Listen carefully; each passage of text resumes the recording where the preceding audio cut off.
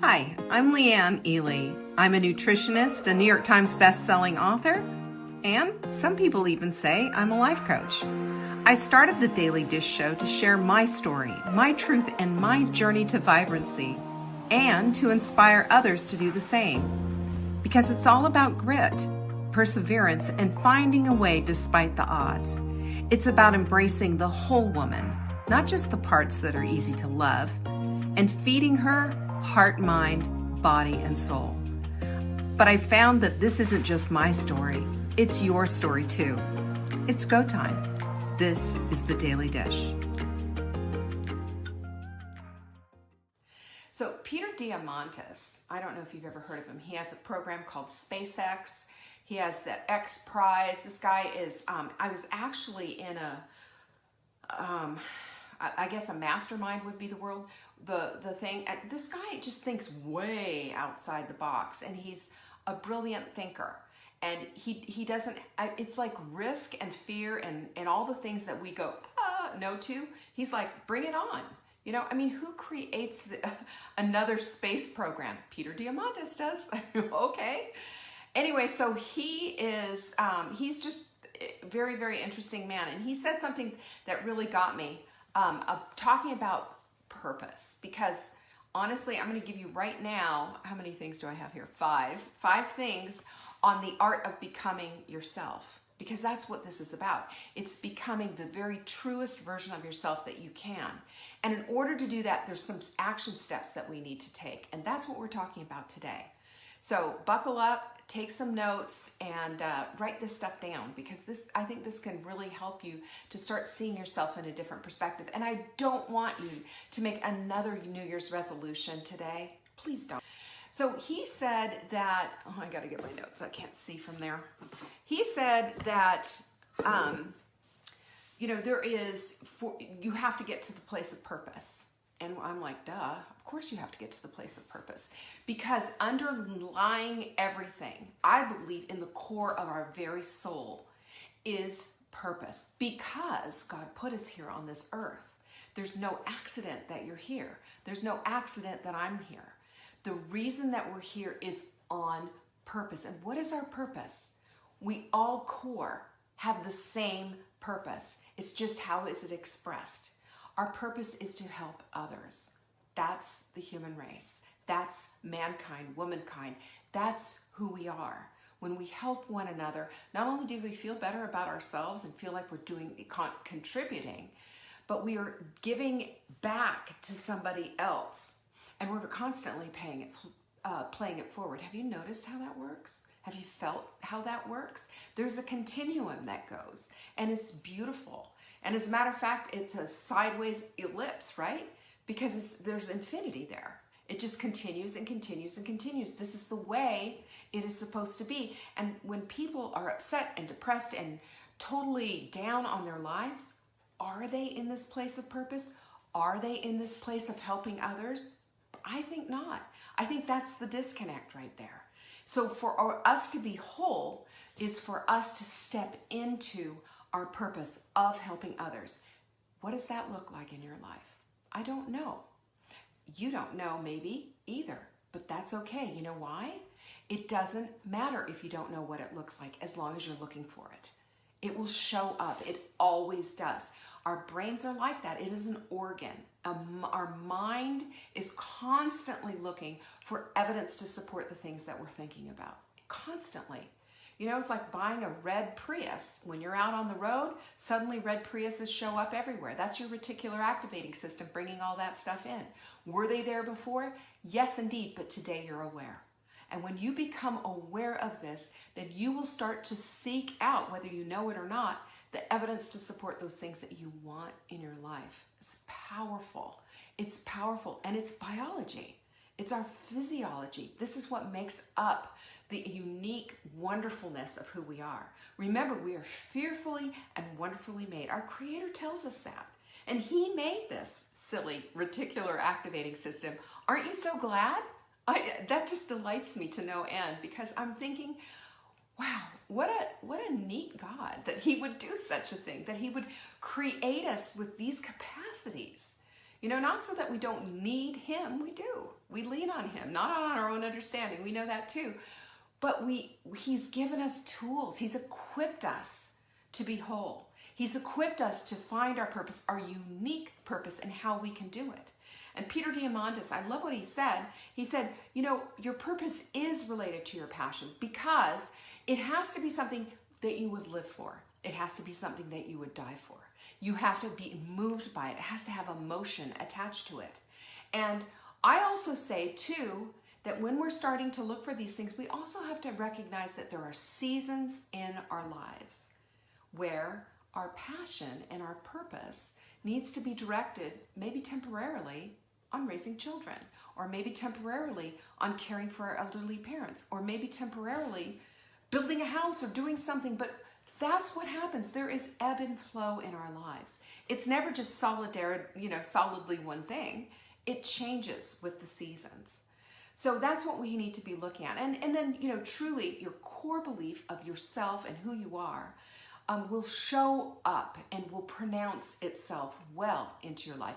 It will show up, and the purpose of helping others will bring you joy. That's the other thing that happens when you do this. Every day before I come on this show, I pray. I'm in the bathroom, brushing my teeth, doing my hair. Can't you see? Can't you tell that I'm doing my hair? Whatever. And I'm praying, and I'm asking God to help me reach just one person, just the one. Help me to be purposeful. Help me to bring somebody to a realization of something they hadn't seen before. Help me, God, to do this. This is my purpose, and I'm here for that reason. So that's what Peter Diamandis says, is that we, number one, in order to become who we're supposed to be, we need to find our purpose, our unique way of expressing it. Now look at the seasons of your life, look at your life in its entirety, and look at what lights you up. I promise you, you will come up with what it is. And don't stress out if you don't know exactly what it is right now. Try a few things, keep going, and keep looking, because it will show up. Hand to God, it will show up. Number two, if you're a journal keeper, I keep a journal. I've got several of them all over here. Take a look at what's in there. You've written down gold. Did you know that? You've written down all kinds of gold. There's all kinds of nuggets that you can pull out of that journal and find out the things about yourself. I love this because it captures your essence. That's what your journal does. And it gets you out of your head and onto paper. Start creating a journal habit.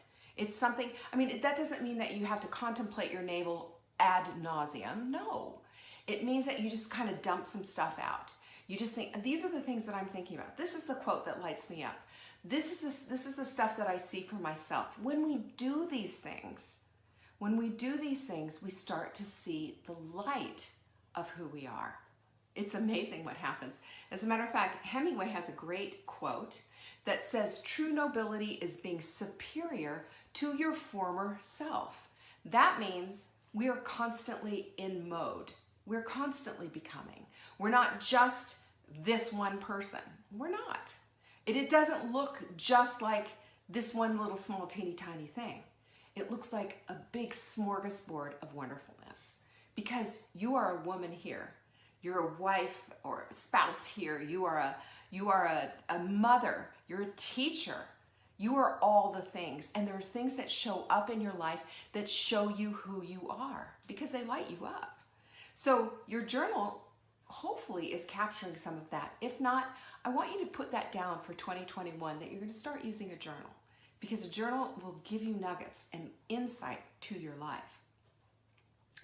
Number three, for how you become and how you become your very best self, is to look to others. Yeah, look to others. Not to compare yourself, because we know comparison is a thief of joy.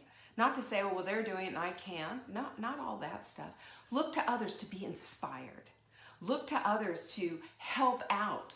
Look to others to become a part of. We live and die by connection.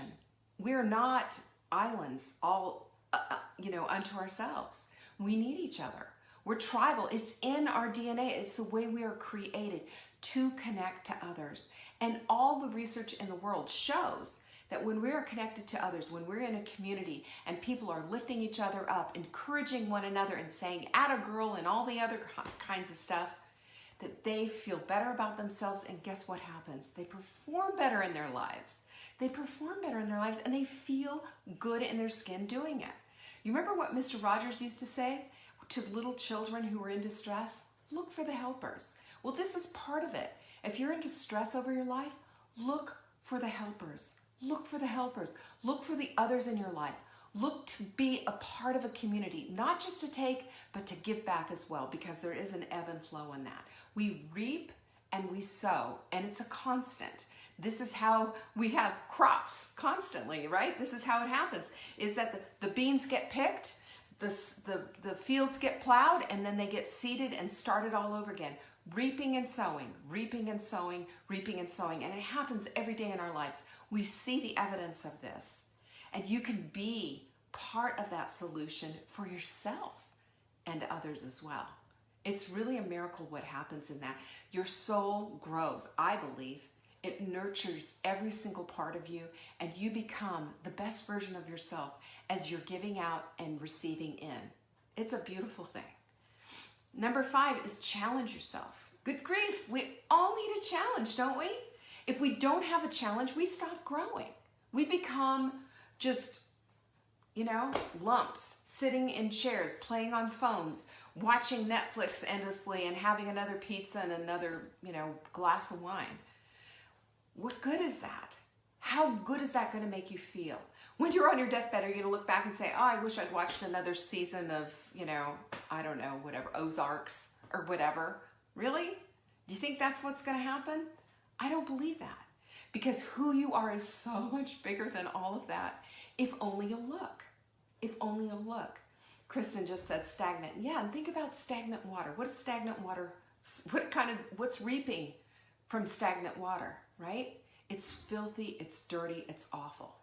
Where I live, right here on the lake, I'll show it to you. I'm not going to show it to you right now, but I have shown it to you. You can see it on Christmas Eve, I think it was, that I gave everybody a tour of my house here on the lake. And we've walked all around this lake continually. It's all fed by different streams that come through.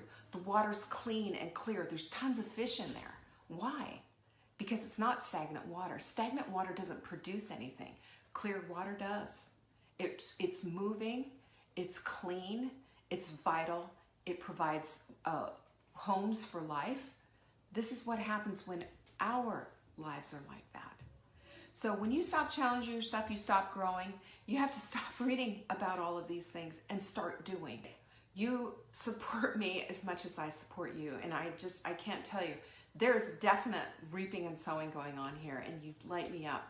Thank you for that, and thank you for all the love and the care and just all of it. You're just the best. I love you guys. From my heart to yours. Happy New Year. Let's do this year right. Love you guys. Peace be with you. Thank you for joining me today. You can find me on TikTok for daily tips to help support your most vibrant life. And remember, you are the author of your own story. Until next time.